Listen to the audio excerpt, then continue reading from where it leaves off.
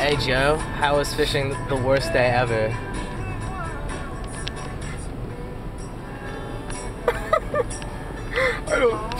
I'm on camera? Oh my god.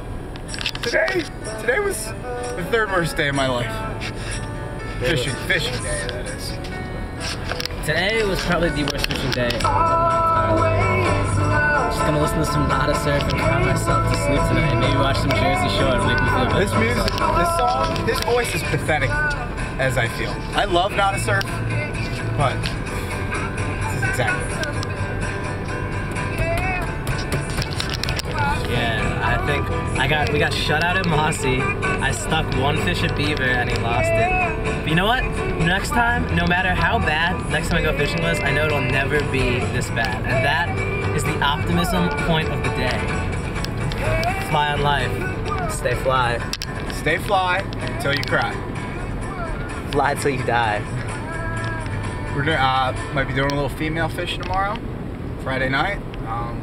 Feel free to dial down the center and find us eating raw fish at Beyond.